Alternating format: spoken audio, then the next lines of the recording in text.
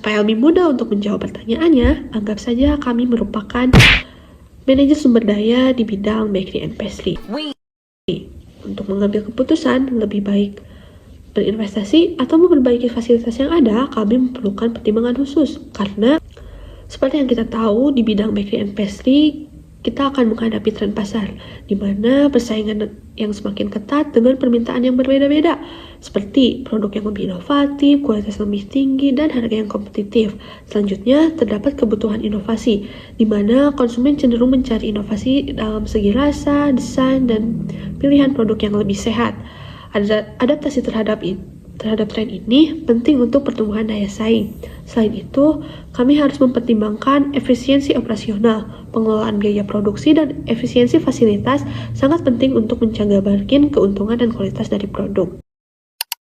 Pertama, saya akan membahas mengenai analisis kelangkaan sumber daya dan perhitungan biaya peluang untuk dua opsi strategis, yaitu pengembangan produk baru dan juga perbaikan fasilitas yang ada.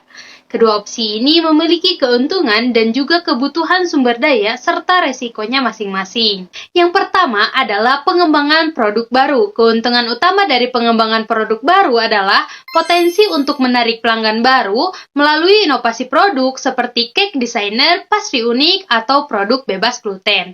Hal ini dapat meningkatkan daya tarik merek dan margin keuntungan. Namun, di pengembangan produk baru membutuhkan sumber daya yang signifikan, termasuk investasi dalam riset resep baru, bahan baku khusus, pelatihan staf untuk teknik baru, dan biaya pemasaran.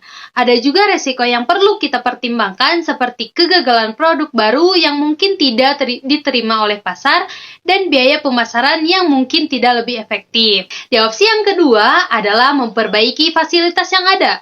Keuntungannya adalah peningkatan efisiensi produksi, pengurangan pemborosan bahan baku, dan peningkatan kualitas produk yang sudah ada. Ini juga memungkinkan kita untuk memproduksi dalam skala lebih besar dengan kualitas yang konsisten. Nah, di perbaikan fasilitas membutuhkan dana untuk perbaikan peralatan, upgrade fasilitas dapur, dan mungkin ada downtime produksi selama proses perbaikan. Resiko lainnya adalah biaya perbaikan yang mungkin tidak sebanding dengan peningkatan produktivitas yang diharapkan.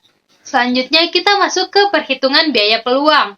Untuk pengembangan produk baru di opsi yang pertama, dibutuhkan investasi sebesar Rp500.000 dengan potensi keuntungan tahunan sebesar Rp200.000 selama 5 tahun.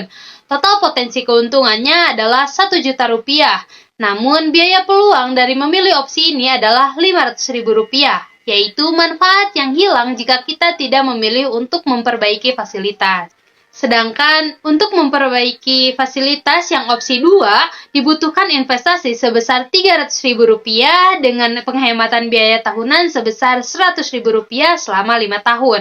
Total penghematannya adalah Rp500.000. Namun, biaya peluang dari opsi ini adalah Rp1.000.000, yaitu manfaat yang hilang jika kita tidak mengembangkan produk baru. Nah, jadi kedua opsi ini memiliki keuntungan, kebutuhan sumber daya, dan juga resikonya masing-masing. Pemilihan opsi yang tepat akan sangat bergantung pada prioritas strategis perusahaan. Apakah lebih fokus pada inovasi produk untuk menarik pasar baru atau meningkatkan efisiensi operasionalnya dan kualitas produk yang sudah ada. Yang selanjutnya ada di poin ketiga, yaitu keputusan. Nah, dalam keputusan ini terbagi menjadi dua bagian. Dalam poin pertama, yaitu inovasi produk, yaitu memilih pengembangan produk baru untuk meningkatkan daya tarik merek dan memenuhi permintaan konsumen yang berubah. Jadi, hal ini sangat mendukung pertumbuhan jangka panjang dan membedakan perusahaan di pasar yang kompetitif. Sedangkan dalam efisiensi operasional, yaitu memperbaiki fasilitas untuk mengurangi biaya produksi dan meningkatkan kualitas produk yang ada. Jadi, hal ini juga dapat memperkuat posisi perusahaan dalam menghadapi fluktuasi biaya bahan baku dan meningkatkan efisiensi operasional. Yang selanjutnya di poin keempat ada analisis risiko dan pengambilan. Nah, dalam analisis risiko dan pengambilan ini terbagi menjadi dua bagian, Nah, bagian pertama yaitu pengembangan produk baru. Dalam pengembangan produk baru, terdapat pengambilan risiko tinggi, yaitu keuntungan besar jika produk diterima pasar dengan baik, maka risiko kegagalan lebih tinggi dalam industri bakery dan pastry. Jadi, di mana tren dan preferensi konsumen bisa berubah cepat. Nah, sedangkan dalam pertimbangan, kita harus pastikan meriset pasar yang lebih mendalam lagi untuk mengurangi risiko kegagalan produk. Nah, di poin kedua, ada memperbaiki fasilitas. Dalam memperbaiki fasilitas, terdapat pengambilan risiko lebih rendah secara stabil, yaitu memanfaatkan langsung dalam bentuk berpengurangan biaya produksi dan meningkatkan kualitas. Jadi, risiko terkait dengan downtime produksi harus memperhitungkan.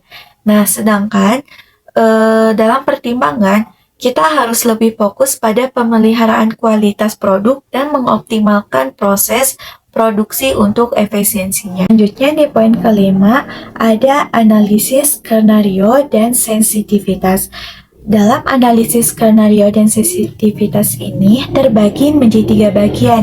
Yang pertama ada skenario optimis, yaitu produksi yang baru sukses besar dan menarik pelanggan baru atau perbaikan fasilitas akan menghasilkan efisiensi yang maksimal dengan pengurangan biaya signifikan. Di poin kedua, ada skenario moderat, yaitu produk yang baru diterima pasar dengan moderat atau perbaikan fasilitas akan meningkatkan efisiensi lebih sedikit di atas ekspektasinya. Nah, di poin ketiga, ada skenario pesimis, yaitu produk yang baru gagal di pasar atau perbaikan fasilitas tidak akan memberikan pengurangan biaya yang signifikan. Lalu, yang keenam ada pertimbangan waktu dan sumber daya manusia. Yang pertama, pengembangan produk baru memerlukan waktu lebih lama dan keterampilan khusus, mungkin memerlukan perekrutan atau pelatihan tambahan. Yang kedua, memperbaiki fasilitas. Implementasi lebih cepat menggunakan keterampilan yang sudah ada di perusahaan. Lalu, yang ketujuh ada pertimbangan strategis jangka panjang. Pengembangan produk barunya sesuai untuk visi inovasi dan kepemimpinan pasar. Yang selanjutnya ada memperbaiki fasilitas sesuai untuk peningkatan efisiensi dan keberlanjutan, dapat meningkatkan reputasi perusahaan. Kesimpulannya adalah, sebelum kita mengambil keputusan, alangkah baiknya kita melakukan evaluasi. Seperti contohnya dalam kasus ini, dengan anggaran yang terbatas, kita diberikan 2 pilihan untuk berinvestasi atau memperbaiki fasilitas yang ada. Kami akan membagi menjadi 2 sudut pandang yang berbeda. Yang pertama, sudut pandang sebagai seorang manajer yang realistis. Sebagai seorang manajer yang realistis, kami akan memilih untuk memperbaiki fasilitas yang ada sehingga kami dapat berfokus untuk melakukan inovasi dan mengejar tren pasar setiap saatnya. Yang kedua, sudut pandang sebagai seorang manajer yang idealis. Sebagai seorang manajer yang idealis, kami akan memilih untuk berinvestasi untuk memperbarui produk kami dalam jangka waktu yang panjang. Dan akan lebih baik jika perusahaan dapat berkomitmen akan hal itu. Dan keputusan akhirnya, kami akan memperbaiki fasilitas sekarang sambil merencanakan pengembangan produk baru di masa depan, menggabungkan efisiensi jangka pendek dengan potensi pertumbuhan jangka panjang, kemungkinan perusahaan untuk mengelola risiko sambil tetap fokus pada inovasi.